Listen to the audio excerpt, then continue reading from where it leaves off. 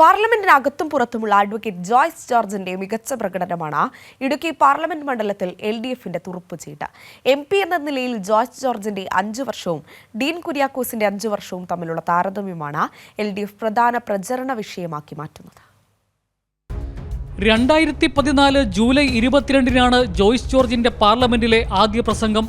വനം പരിസ്ഥിതി മന്ത്രാലയത്തിന്റെ ഉപധനാഭ്യർത്ഥനയിൽ പങ്കെടുത്താണ് നയം വ്യക്തമാക്കിയത്.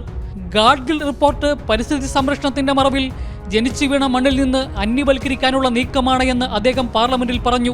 പിന്നീട് ഗാഡ്ഗിൽ റിപ്പോർട്ട് ഉപേക്ഷിക്കുന്നതായി കേന്ദ്ര സർക്കാരിന് സഭയിൽ അറിയിക്കേണ്ടതായി വന്നു.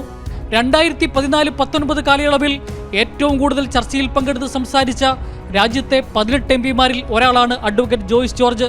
290 പ്രസംഗങ്ങളും 545 ചോദ്യങ്ങളുമാണ് അദ്ദേഹം സഭയിൽ നടത്തിയത്. വന്യജീവി ആക്രമണം ഇത്രയേറെ വർദ്ധിച്ചിട്ടില്ലാത്ത കാലഘട്ടത്തിൽ തന്നെ വരാൻ പോകുന്ന ദുരന്തത്തെ മുൻകൂട്ടി കണ്ട് സഭയിൽ ഉന്നയിച്ച MP ആയിരുന്നു Joice George. I ask a question to the Honorable Minister through you, Madam, whether the government has got any policy or any policy to assess the carrying capacity of our wildlife sanctuaries, our protected areas and reserve forest, and contain the wildlife population within the carrying capacity of each sanctuaries, Madam. ദേശീയ മാധ്യമങ്ങളിലടക്കം ആ കാലയളവിൽ പ്രതിപക്ഷത്തിന്റെയും കേരളത്തിന്റെയും ശബ്ദവും മുഖവുമായിരുന്നു Joyce George. വിവിധ കേന്ദ്രമന്ത്രിമാരുടെ ഓഫീസുകൾ കയറിയിറങ്ങി 4750 കോടിയുടെ വികസന പദ്ധതികളാണ് അദ്ദേഹം ഇടുക്കി പാർലമെന്റ് മണ്ഡലത്തിലേക്ക് ആ കാലയളവിൽ എത്തിച്ചത്.